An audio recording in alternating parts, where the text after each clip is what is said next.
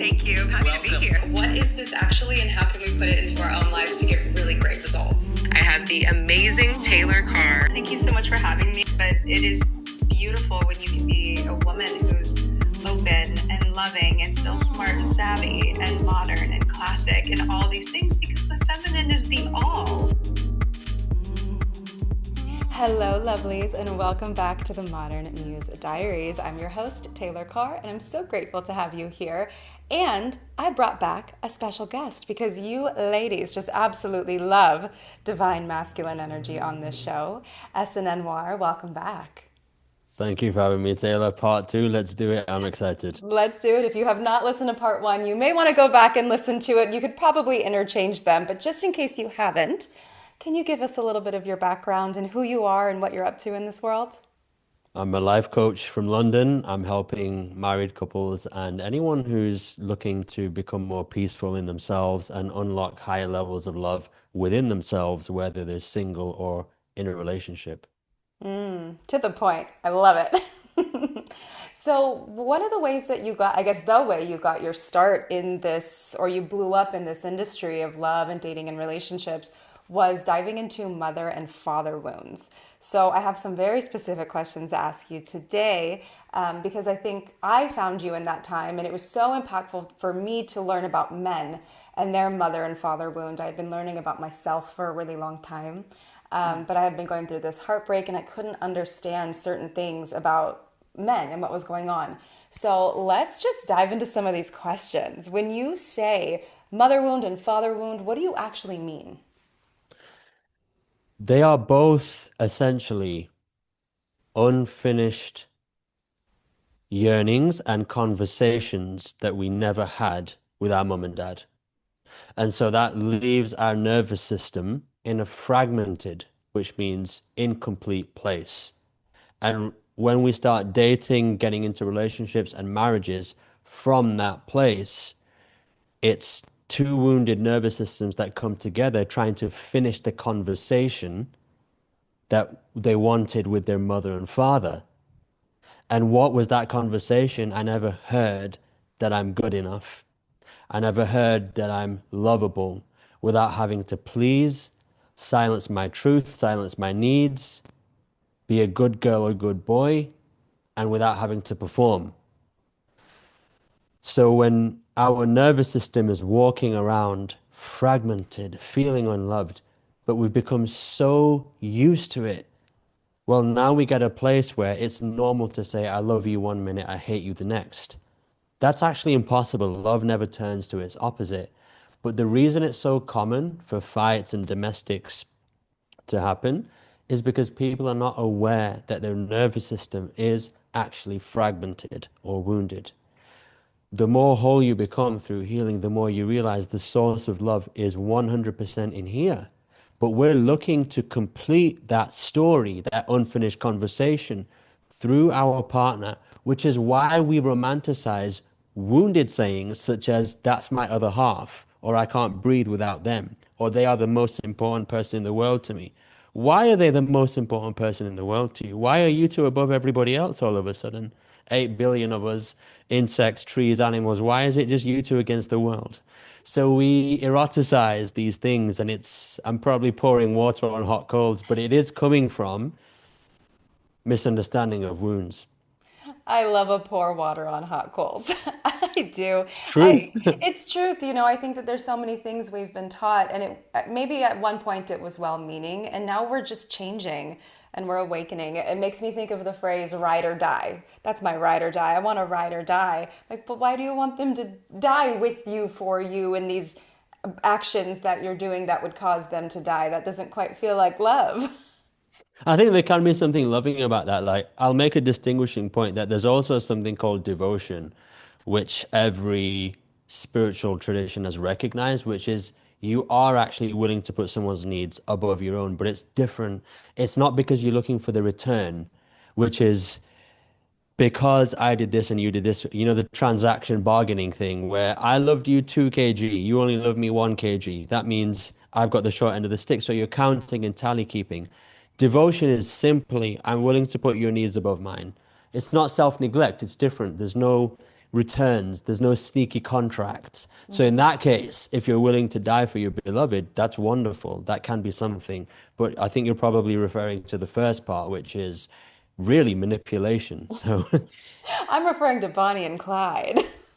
okay. Sounds about Okay. right. So, what is the most common ways that mother wounds show up? Yeah. So mother wound is most related to self-erasure. So that is not devotion. That is profound self-neglect. That typically for boys and for girls, when we're young, mother is the first feminine archetype. She's soft, she's quiet, she's obviously not as dominant as the man in the house, she's not as big and muscular usually. So we see her as this lovely symbol of soft energy, loving energy. And we want to keep that sacred in our little cute eyes at that age.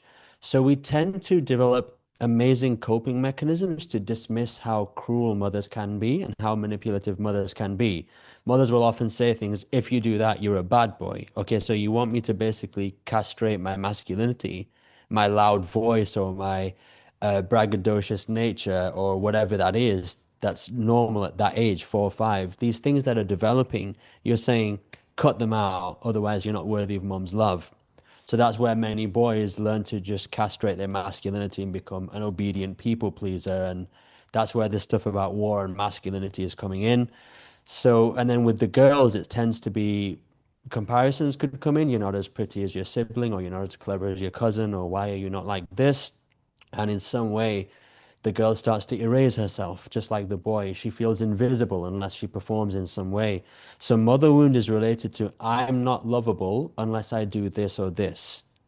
And there's an internal contract that tends to happen, which is like for many women, they'll start dating. When they see a man that gives them the butterflies, they automatically throw their own standards out the window and dismiss his red flags and shrink themselves in some way, just like they did for their mom.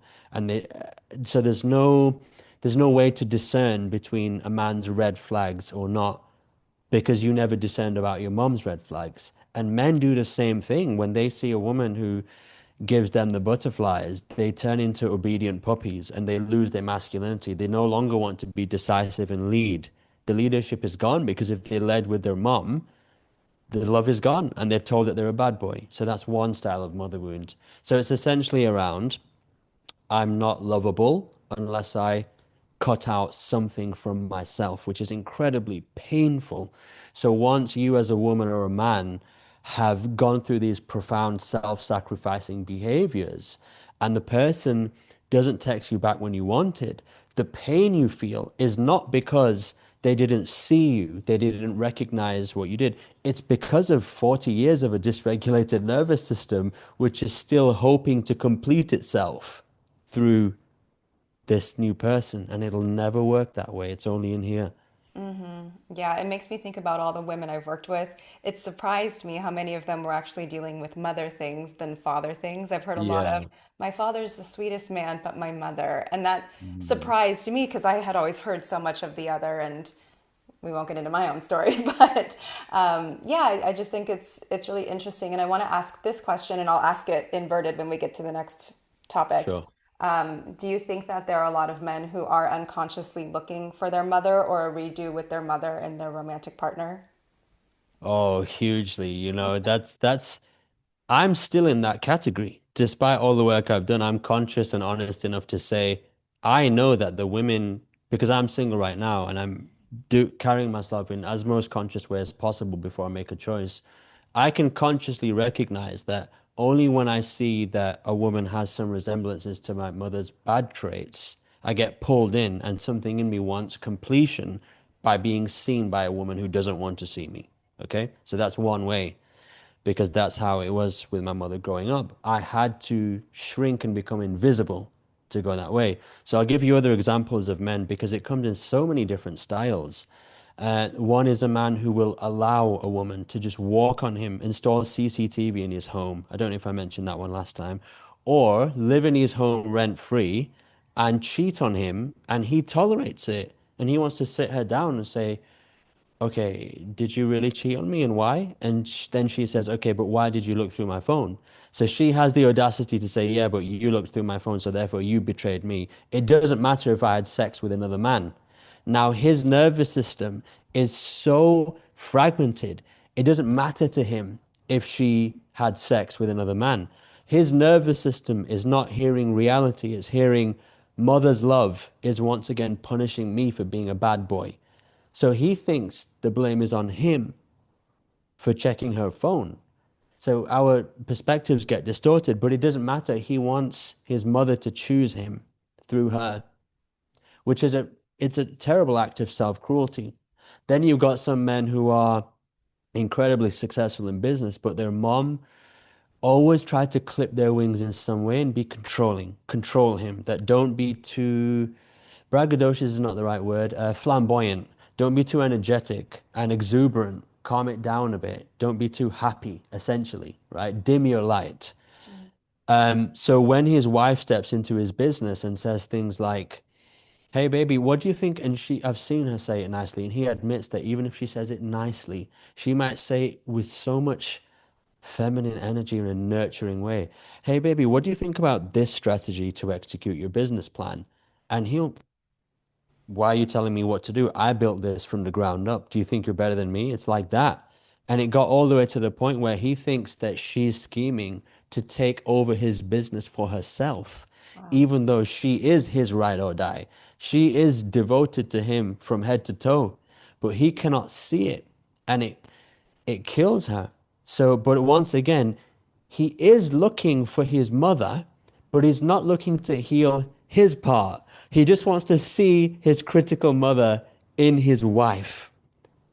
So we have to be willing to see, firstly, wow, I am looking for my mother or father, but now that I know that time has passed, am I willing to make this nervous system non-fragmented, whole?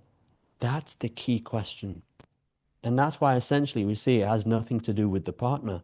Partner is a wonderful mirror, but can we make this nervous system whole? Again and again, that's the question to ask ourselves. Do you think it's good when men are sort of put in that position with their sweet, nurturing woman who's like, "What do you think about this? I just saw this strategy," and he's uncomfortable? Do you think that's healthy for him or the opposite? Absolutely not. If you're getting the thing that's great, nurturing, and even an idea in the masculine realm of business or something like that, and you've welcomed it, and he had put her in that position of leadership, um, that's great that you've both chosen it. Maybe not everybody would want that, but then you are reacting in an angry way because of things that happened. He's in his 60s, so things that happened 55 years ago are now harming your present day. That's a serious issue to look at. I guess I mean healthy in the way of, oh, it's good for me to confront this. I didn't realize that was still in me, or maybe they wouldn't even realize that. Oh, so you're referring to the man. Ah, okay. Yeah. Yes. In that sense, yeah. Triggers are a gift. Yeah. So when something does come up, for us to be triggered, there has to be something explosive inside here because no gun can go off without gunpowder. So if someone's pulled your trigger, if your barrel is empty, you're a conscious response. You can say, "Baby, that's a great idea. I love how smart you are." That's a conscious response. But if you've got explosiveness, yeah, and can you work with that trigger? That's the thing. Can you realize you're triggered and not vomit it or shoot it on anyone? Triggers are information. Okay, let's dive over to the father wound. So, how does the father wound typically show up? Yeah, this one's my favorite because it's so important to talk about because of how destructive it is to the planet. So we'll get to that larger scale. But in terms of how it's showing up, father wound is around approval. Okay, so we can actually start with women. The whole movement of boss bitch and never let a man tell you what to do and that stuff is coming from my self-approval. My masculine energy is now so powerful. I just don't need anyone. And hey, everybody, give me your praise. They love to be seen. That's the thing. Seeking approval, seeking is about the father wound because traditional men are the providers, they're the go-getters, and when we're kids, we want to be seen by him as performing on some scale that he will approve of. You know, whether you did the dishes in a nice way, or you cleaned some shoes in a nice way, you stacked the firewood in an orderly way, whatever it might be, something which a man would say, I give you my approval. Good job, respect for that. So, whereas Mother Wound is about becoming invisible to get love, how lovable am I? Father Wound is usually about overexertion. OCD is panic about am I approved of or not? It's actually gripping too hard. Am I approved? And striving to be seen by the world too much. So how it's showing up is everything from in the go-getters and the big achievers um, wrapping yourself up with designer clothing and big labels. I'm not saying there's anything wrong with all of those things, but someone who identifies exclusively for that and they actually feel less if they're wearing Primark or just something like that, that's definitely a wounded perspective because it's, hey, everybody, look, I'm now the elite. I have something that very few can afford. In relationships with men, it is around definitely inability to hear what someone's saying without getting triggered. Because in his mind, see, if your words right now, Taylor, have to travel through a filter that's already looking for where is she criticizing me, you're not going to get very far, unfortunately, even if you speak sweetly. If there's one little thing in that sweetness of yours, I've got 300 mines, landmines in my brain, boom, boom, boom. They're ready to go off on you. So the process of healing that father wound and becoming less defensive is, can I revisit my childhood, get rid of those landmines so that when I speak to my wife or my girlfriend or my mother or anyone in society, can I be an active listener who doesn't get triggered? So largely anger and defensiveness and proving yourself. Yeah.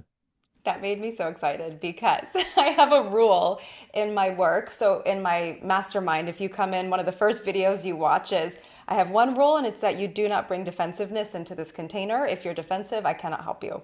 And I do it with my private clients. You cannot bring defensiveness. I cannot help you.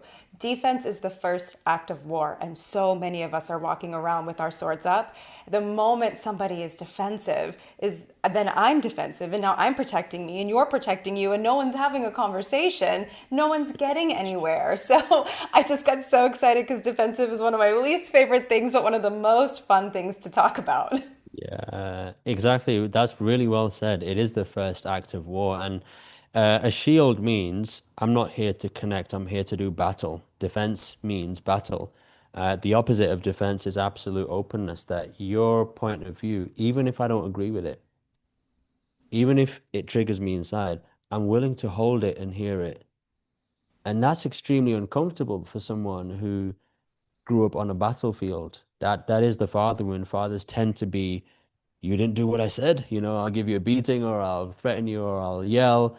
So unfortunately, a battlefield has been imprinted into the nervous system of pretty much everybody, which is fine. We are animals that evolved through warfare and surviving brutal ice ages on this planet. So even the father wound has sacred roots, just like the mother wound. Many people don't see that. But how it's showing up in relationships is it's always, yeah, scorekeeping and battling. Is this person trying to get one on me? And the more we can put that aside, that genuinely we're on the same team, you start becoming one. Unity happens. So unity is the opposite of war. But this father wound is such a curse because not only do we have fights and war, it becomes about being right, then hearing each other. How can I prove the other wrong and prove that I'm the victim? So that's war. And what is happening on a small scale in our minds, in our households, has become how fragmented the world is. We're the only species, Taylor, that inherited a paradise of a planet, lush forests, blue oceans, and how many pieces we divided it into, how many countries, 180 or something like this? This is the exact dimension of father wound, that divide and conquer. So for sure, the world we live in right now is the largest expression of the father wound. And people with the father wound are profoundly intelligent. That's the worst thing. They're not wise, but they're very intelligent. So they can make sophisticated arguments to convince you of their lies, right?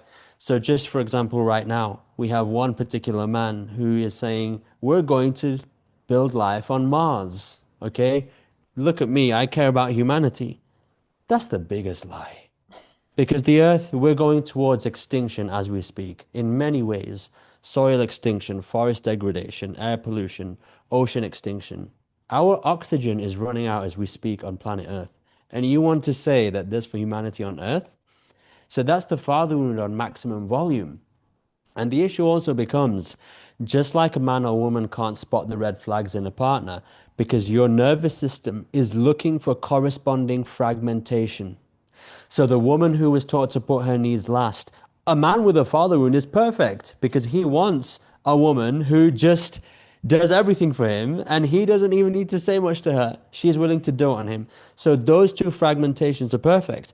Equally, the men with the father wound who are doing this stuff to the planet and depleting it so everyone can clap for him and say, look at me, have I got enough respect and approval yet? Remember, father wound is about approval.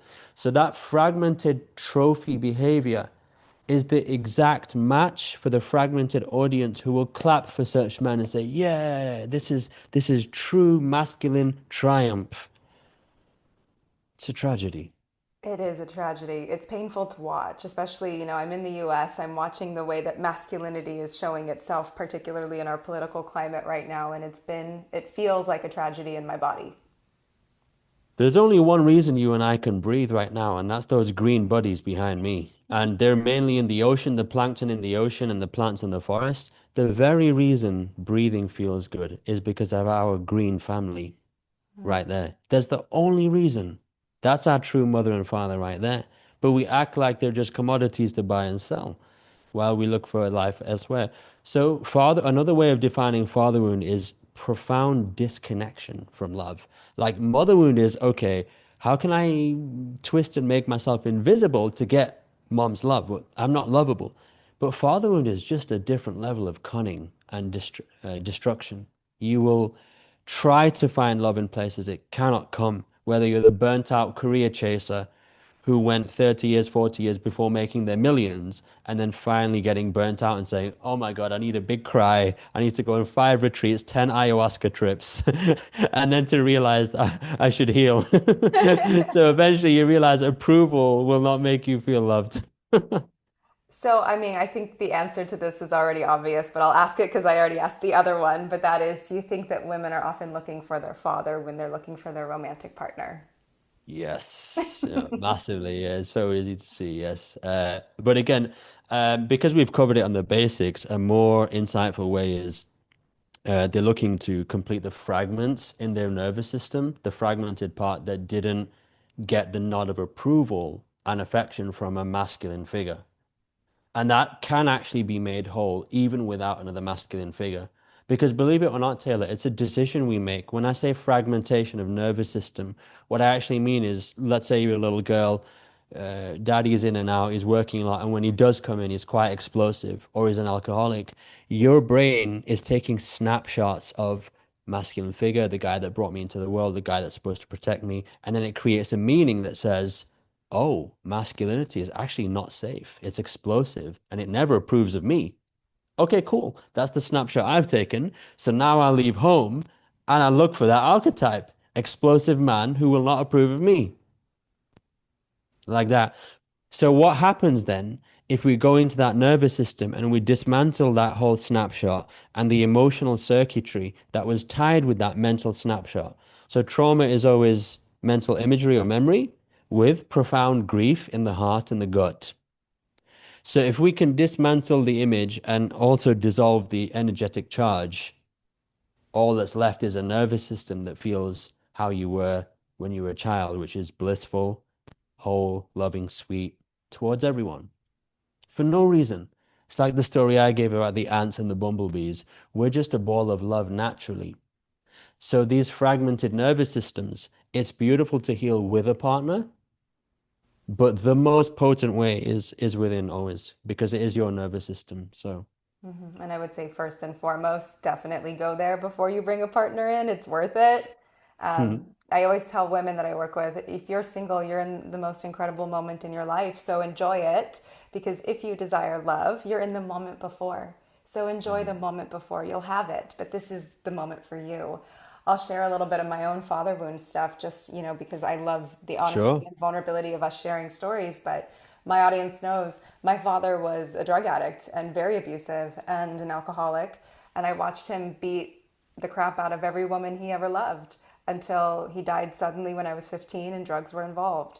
And it was a choice.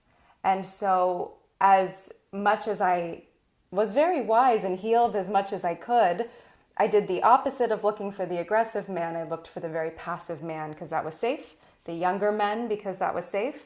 But over and over and over again, I attracted the addict. So even if he seemed sweet and even if he seemed like I could kind of control him, which was not conscious in my 20s, it was once again the addict I couldn't save. It was the alcoholic I couldn't Mm, save. It was the wow. sweet man until he drank and then he blew up. And I was like, where is this coming from? I never saw it. I didn't know, but my nervous system was a match to it. And then I did a Mm, bunch of psychedelics in Mexico and I rewired my brain with my dad stuff and I still attracted it again, just in a different, sweeter package this time.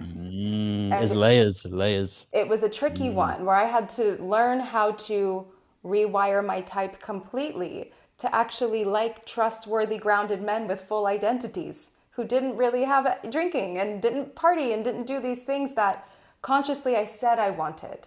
But my mm, body was attracting something different to close a loop. mm. Yeah. Yeah, that's incredible. Congratulations to you. That's a really profound journey. Thank you. And I'm glad you said that in that detail because that's another thing I realized that it is layers. Like I've also mentioned that I still know that my nervous system definitely gets more excited about a woman who has a little bit more of a, believe it or not, ruthless looking, all right? Like I'm not saying I want a ruthless total woman, but I can sense the micro differences when she's kind and sweet, but there's that knife edge to her where she's actually going to be quite nasty in some ways to me. And that's my nervous system looking for a self-repair mission. So those layers are not easy to work through because of how it was imprinted when we were younger. These things are imprinted over years, and they're imprinted at a time when we're really needy for to get our survival needs met. We're looking to define ourselves through our caregivers. So we must have a lot of compassion for anyone who's listening who says, why am I attracting the same person? Why am I going through the same stress or the same guilt? It's okay. Don't try to rush to no finish line. Because aren't you having enough suffering as it is? If you now put more on top and say, why, it slows down. The great thing that I did for myself, which is why I was able to get ahead of some people, is I just gave myself profound stillness. I had no shame in saying, wow, this is really how jacked up I am, my nervous system. This is really how messed up I am right now. I am at the bottom of the barrel. Like I have never seen any healthy model. I've never been in one. So that's cool. That's my starting point. I didn't compare it to anybody. I didn't shame it. And because of that, it moved faster. But I've noticed now that in the last 3, 4 years, you may have noticed the online world around relationships and advice has really blown up. It wasn't like this just 5 years ago. It was so much more empty. There were so much fewer voices. And now, because we're getting so many different perspectives, it's easier to compare. And so if you start comparing because you have a data overload, your nervous system is really getting attacked again. So that same mother wound that said, I'm not lovable unless it now has food to feed on. Oh, they're laughing in Bali, and I'm like sorting out my guy's father wound here in my little apartment in New York, whatever it is. So comparison is not just a thief of joy, it's an emphasizer of your own trauma. So we really must be willing to not feed our pain through comparison with others and just have reverence and patience for your own journey. I started noticing that when my clients would send me other content creators, like, oh, well, he said this and she said this, I was like, guess what, babe? We're doing a digital detox in the first month of working together. I don't want to know what Nice. they said. You didn't hire them. Let's learn what you say. Let's learn what you Ah, feel. Let's learn what you like, and let's go from there. yes, exactly. That's really good. And it's also it's not sensible at all from any student's point of view if they're hiring one person for help and they're saying, but they said this. I mean, firstly, it's undercutting you, and secondly, it's going to confuse them. So, yeah, I'm glad you said that. There's many lanes in which people can go. Mine won't be for everyone, yours won't be for everyone, but I think it's also our duty to teach people self-trust. You trusted yourself Exactly. Yeah, with Ehsun, you trusted yourself with Taylor, so let's trust ourselves all the way. well said. Let's get into some more of these questions. Mm. Okay, let's see. I think we covered how do these wounds specifically show up in romantic relationships. So let's take a look at how can someone tell whether they have standards versus unresolved wounds creating protective walls? Ooh, that's a big one, I think.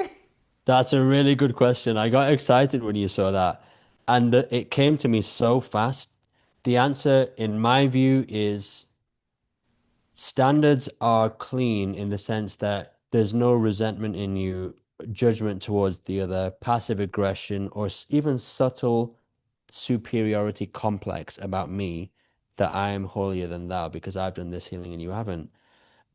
There's a lot of people who are coming from like egoic walls that I would say that I think that's what you're referring to, in which case you can dismiss people who could have been wonderful lovers or partners or human beings, but there's something in you that's trigger happy to dismiss people coming from your pain. Standards do not come from pain, they come from clarity. Standards come from peace. And in that, there's no room for ego contest. You can still be loving towards somebody and let them know, I appreciate the time we spent together, but because of XYZ, this wouldn't work. Or you can be in a 30-year marriage and suddenly develop a new standard and sit them down and have the empathy that, wow, they're used to one version of me for the last 30 years, and I'm suddenly injecting something new. That's going to be a lot for them. That's love. You're creating a safe space for them to receive your new standard. So standards can be spoken into existence with so much joy and so much love. Walls are basically weapons in disguise. Walls are about self-protection. They're not about connection. That's how I would distinguish them. It takes me back to when I was learning how to be a woman with boundaries and standards, because that wasn't normal for me. The pendulum swing was there, where it became Yeah. this like massive protective wall. And I think back to that with reverence because I'm like, great, that pendulum swing had to happen for me to come to a place where I remember I can be a loving woman again and that, standards are for me and for the other person too. And boundaries are to set you up for success with loving me and me up for success in loving you too. So it's what the pendulum swing happens, but it's our job to work our way home again. You know, in any relationship advice, whether you're dealing with how to calm your man down because he has a father wound, or even how to calm your own nervous system down because it's desperate to be appreciated, to hear words of affirmation, or you're someone single who's dating and you want to be able to execute standards and distinguish between who's good and who's not. One sweeping rule we can put in is that your nervous system will be peaceful and empathetic and curious about the other. You're actually curious. Oh, let me just check properly. Who's this person really? Why are they saying this? Ah, okay. I understand they're going through that wounded place. That's not for me, but I wish them the best, and I certainly don't look down on them. I'll give you a quick example, actually. So, I don't spend dating apps is one thing, and I don't disbelieve in them. So I'm on one myself. My sister got married through one. It's quite a serious one, and so that worked out wonderfully well for her. And they got married fast. They were such a match. So I think the tool we use comes down to our intentions, really. Dating apps have a bad reputation in general because most people are there for hookups. So I've started opening my eyes towards a life partner in the last few months for sure, and I actually matched with someone just very recently, and her profile, it looked what she was saying on there was that likes and dislikes. I like people who have strong opinions and don't take disrespect. I was like, okay, that's a fiery start. Okay, cool. My intuition was going off there. I think this is one of those people that's in, what I said, ruthless, but let's see. Don't make a judgment, see? So that's my standard and curiosity. So we match, and we're now moved to WhatsApp, and she's messaging me. I said, "Oh, I've never heard that name before." She said, "Yeah, it's Hebrew origin, Jewish." And she said, "But don't worry," in capital letters. And then she put Palestine flag. Yeah, I think she was assuming that because I'm brown and probably Muslim and feel strongly about it. And I said, "Oh, that's really cute of you to say, but even if we had opposing views, I would be okay with it." And her response was a long paragraph saying, actually, I don't think this will work because one of the worst people in the world are people who quietly bystand prosecution and murder and genocide. So goodbye. And she just blocked me. So from like got from respectful to sudden block, I was shocked. Even me with everything I know. Obviously, my first intuitive thing was correct, but all that's happened for her is she can't understand that it's possible to be loving and still have standards. So it answers your question with a profound answer because walls are, you're either X or Y. If you try to go for some kind of middle ground, I'm axing you out. I won't ask you any questions. Block. So that's the landscape at the moment. Fragmented nervous systems are never balanced. They're never peaceful. So Good. that's it. That's so good. And I thank you for using that example because I see that one a lot, whether it's political or other, people just Yeah. freaking out on each other quickly rather Hmm. than being curious, which is one of my favorite words in the world. I love curious and I love possibility because it's possible that you teach me something that I don't know. It's possible that I teach you something, but we wouldn't know until sat down and had a coffee, and maybe we're friends that teach each Yeah. other something. But my God, it's time to bring community back and curiosity and intelligent conversation. Curiosity is huge. I got to tell you a little analogy that I thought of because I'm seeing it a lot. I have people telling me the stories, and people take pride in blocking each other and cutting people off. I'm saying, what? It's like punching yourself in the face and being proud of it because we're one people. If we get proud of cutting each other off, well, again, it's that same division. Is it not enough that we created 180 damn countries? Now, within those countries, you want to cut even the same citizens off? Where will this end? How much more cutting? So, the thing about healing is, let's say, Taylor, at the moment, let's say we don't know what spaceships are. If you and I have lived on the Earth and our forefathers lived on the Earth for a long time, and we know for damn sure there's a sun there, it rises and it falls. That's non-disputable. That's evidence. It's reality. Now someone comes from the future. They left the Earth. They went into space, and they know for damn sure the sun does not go up. It does not go down. We are the ones spinning. It's actually the Earth turning, not the sun. It's the complete opposite of what your mother, your grandfather, all your ancestors, everything they believed turned out to be false. Now, those people who listen to this person that says, no, no, the sun doesn't go up and down, it says spinning. That person is now a heretic to them, and they're ready to kill him. Why? Because their nervous systems are basically in survival mode. They're not loose, they're not whole in themselves. They're identified with a belief system. So another thing in relationships is we cling to our identities. Me, my story, my religion, my nationality, my football club. Love won't sprout if we have tight identities. We have to be curious and open to other perspectives because sometimes the perspective that triggers you the most is actually the higher one, like the guy from space. He I had love the that. truth. Yeah, I love that so much. Thank you for sharing that. Shall we see what else is on this list? Liz, Okay. So, why do so many women intellectually understand their patterns, but they keep repeating them? because insight doesn't heal your nervous system. It's that simple. Intellectual insight is mentally fun. You can say, aha, it's because of this and then this and this and this. But your body, which is how many feet, hundreds of feet of neurons and chemicals, if you haven't addressed your body somatically, your insight means nothing. And how do you think women can go about that in a holistic way that feels not like all this trauma therapy and all this work, but like actually finally address this? I can give a very practical one right now. When you watch a movie or you hear a story from anyone or it's your partner, you know when you're triggered what happens. There is something going off in your body. There's tightness in your gut, heart rate is raising. I would say close your eyes, breathe in, ask yourself with a blank mind, what is it that I feel right now? Okay, there's guilt. Okay, so you've identified the emotion. So you've got the emotion. That's step one of somatic. This is now not insight. This is already somatic. So that's wonderful. All right, cool.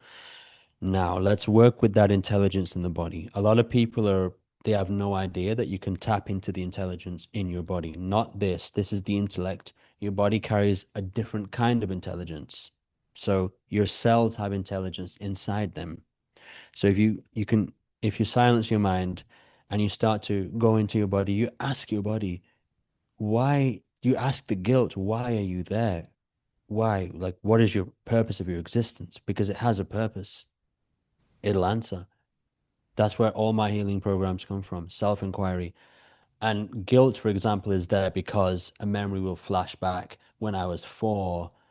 My mom was crying because my dad beat her, and I thought it is all my fault.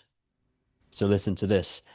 So to create a savior complex, what's the most useful emotion in the body to keep the savior character going?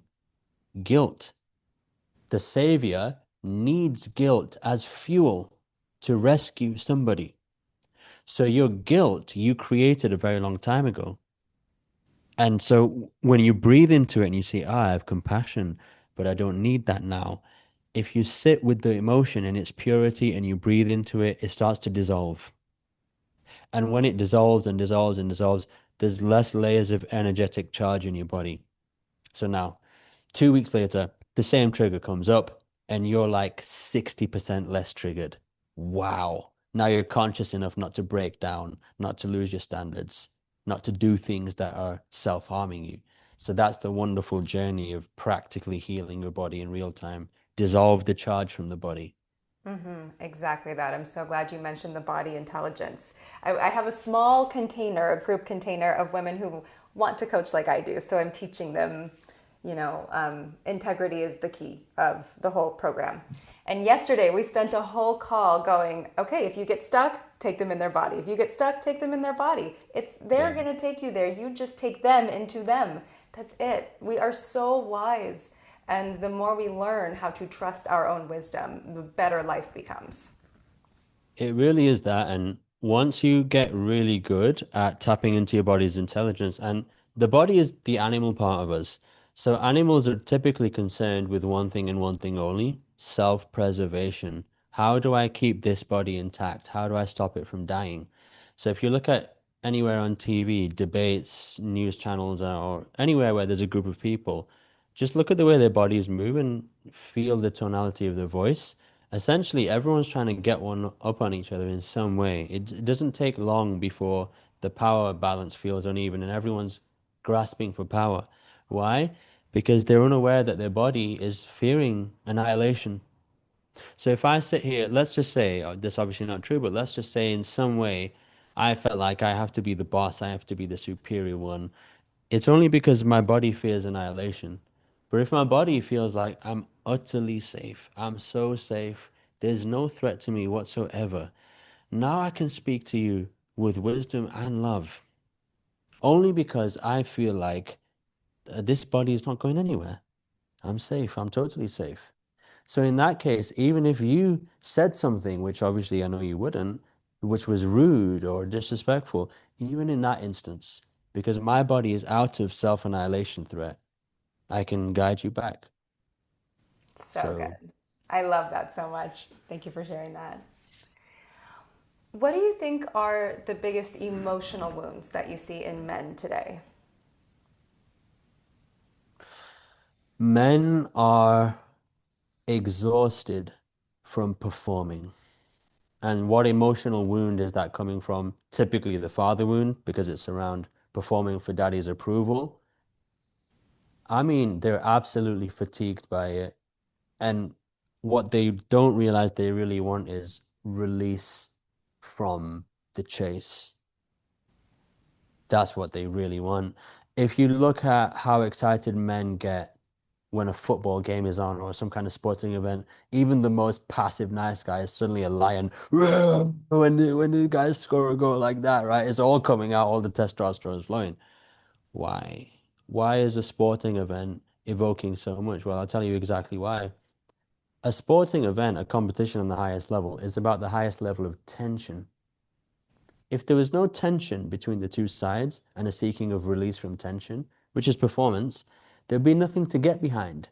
So the audience member may not be half as fit or as skilled, or even a fraction as the guy in the football field, but he's living vicariously through him. His nervous system is experiencing chase, tension, proving through his athlete or his favorite celebrity or performer. Women do the same with their Taylor Swift or whoever it is.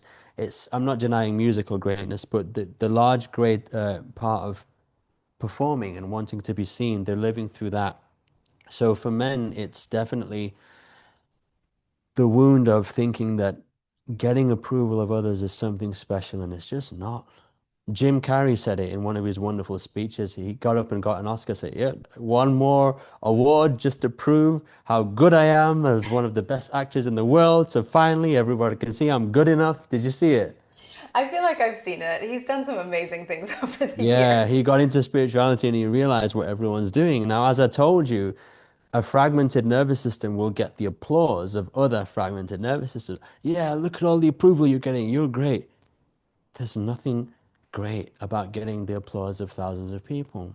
Can you imagine, Taylor, if we went into the jungle and we just saw a load of lions lined up clapping for one lion? We'd know they've lost it, right? We would know this for sure. But when we do it, for some reason, it's Oscar worthy.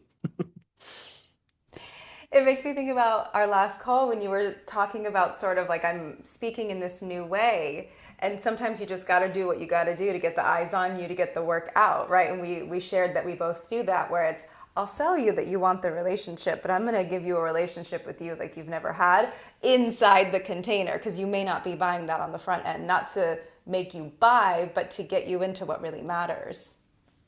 Exactly that. The bait. Speak in their language to pull them in. And once we do that, we can take them to a higher level. And I absolutely love doing that. So this has been a great chat so far, speaking the practical ways of how women bend themselves pleasing and having no standards. What can I just do to get his attention? And then feeling depleted and exhausted because they're so used to contorting themselves for scraps of love. And then the men, well, some men just expect that, entitled. That's what a woman should be. Make me a sandwich. Go ahead. Like, making a sandwich in itself is not bad, but the way you ask for it, are you even appreciative? Are you looking her in the eyes, or are you just concerned with approval, approval, approval? So those are the two ways it shows up. But beyond that, where do you go? Because if psychology is all we talk about, we'll go around in circles forever, chasing our tails forever. Because this human brain in here is a wonderful tool, but it's a survival tool. And if you only know your brain, if you only know psychology, you're forever in survival mode. Survival mode means fear of death. It's only survival because we're trying to keep death away, right? So that means always there's something to be afraid of, something to fight. It is inevitable that the weapons you described earlier will come up. It is inevitable, no matter how healed someone comes, because this mind inevitably wants to bargain and transact and scorekeep. That's the primitive nature of it. But now that we're in the last parts, we can get a little more spiritual and deep for those who have made it this far. If we look past the mother and father wound, we came from a mom and dad, that's right. And we were conceived because one day one cell came out of daddy, a little cartoon into mommy and combine like this, just two cells. But at what point did you become you? So the cells come and they become an embryo. Were you you before you had a brain and heart and you were just a bunch of cells? Yes, you were. So before you knew what a mother wound is, before you knew what love is in relationships, there was a life in there that was you. So there's an intelligence in us that puts these cells together, isn't there? There's an intelligence that works like clockwork that puts these cells together and we grow into an embryo and then we become a person. And that intelligence is always here. And me and you are here right now having this conversation, but probably 100 years from now, certainly 200 years from now, nobody will care. It'll be gone. Our bones are dust, as though it never happened. But the same intelligence that created us will go on to create our grandchildren. Isn't that right? The exact same intelligence. And it's living inside us now. And it doesn't judge anybody. The intelligence that makes cells move and the sun shine and all that things, physicists look at it and they can't explain what is keeping everything ticking like clockwork. But there's no good and bad in this cosmos. And if we tap into what that invisible intelligence is through meditation, only then are we capable of going beyond transacting, beyond good and bad, beyond morals, beyond father wound, mother wound. And that's when a very profound love comes, when you realize everything and everyone is connected. And a little story to tell you actually around that invisible greater love we could say coming through that I just talked about. It's quite obvious if you look for it. There's a wonderful World War II documentary on Netflix. I love history. And at the time, it was, fatherhood is at its peak. You're a great man. If you sniped 100 people's heads off, you now get a badge of honor, right? So the more you kill, the greater a man you are. So in those times where killing is so fashionable, somehow a Russian soldier, it was an exchange between Russian and Germans. I think Germany were crushing Russia at the time, and they had crushed this camp of Russians, and they were sent to execute, so just shoot point blank a bunch of Russian men. One German soldier, he takes a Russian man away into the woods, pointing a rifle at the back of his head. And the Russian man's terrified. He's like, saying his last prayers, I'm going to die. And this is giving me goosebumps right now because you can hear him talk on Netflix. The man says, he puts his rifle down and says, I'm not animals like the rest of them. Go and take your life. Just go and live. And the guy just looks at him. No words were exchanged. They just shook hands, left, never saw each other again. And the old man who survived that exchange, you can see him to this day on Netflix. He's very old now, a veteran, and he's crying to this day. He doesn't know why he's crying, but I can tell you exactly why. That one consciousness that lives in all of us that does not follow logic. It doesn't know what Russia is. It doesn't know what Germany is. It doesn't know what good or bad is. It doesn't even know what rape or murder is. I'm using heavy words on purpose. It only knows one thing: love, unification. So that spoke through him. It has infinite compassion. How does a man in a time of war who would be executed by his fellow Germans, how does he have compassion for a Russian man? Nobody can explain that logically. But I know what it is. It's that deeper intelligence coming out. It is boundless. It has no boundaries. It's a great story, isn't it? It's beautiful. And, I think it's this thing that you and I seem to sort of share in common as we have these conversations is there's all these things that can make us smarter in love and relationships. Why does he do this? Why does she act like that? Why? And everything that is beneath that is what we're really here for. It's really what matters, what brings you back to your body, your heart, your mind, your truth, your soul, your love, your family, your everything. And so for those listening, as you do go about this world looking for the reasons why and how to be more of this and how to receive more of this, it's valuable. But just remember that what's underneath it is even bigger. Taylor, to summarize that, what you just said as well, and add to it, I would say that identity and knowledge without consciousness just becomes a weapon. Yeah. Identity and intelligence without consciousness becomes a weapon, a tool that we brandish to make people become our way. But when pure consciousness comes out, even without knowledge, do you think that German soldier knew a damn thing about trauma or mother wound, father wound? No. No, he's some young man, trigger happy, ready to kill. That's all he knows. But something deeper came through and he knew this is wrong. We're all brothers here. We all share the same planet. We're all of one flesh and one creator. So consciousness doesn't even need the knowledge. It's connected to the source. It always knows. Beautiful. If you had one more thing to share with all the muses out there listening to this podcast, and it's on your heart, and you're just like, I have to share this, what would it be? I'm glad you asked. It would be, if this story has touched you, to practice going into silence.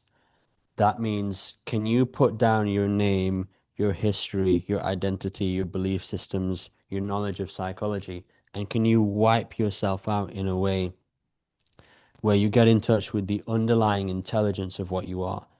It can only be discovered in utter silence, no phones, no nothing. Spend a few minutes or even an hour every day, and you'll see your intuition blossom like from a flower to a tree to a forest. And you'll know things and you'll become boundless, just like that soldier from Germany. Beautiful. Last time I did that, two hawks came out and started playing outside my window. You never know what you're going to find. Yeah, yeah, because all animals and all plants respond to your field when it's has become not boundaried. You're not saying, oh, little me, I'm separate and better than everything else in the cosmos. I wear these designer brands and I do this and this and this. No, you become integrated. You become unified with the field.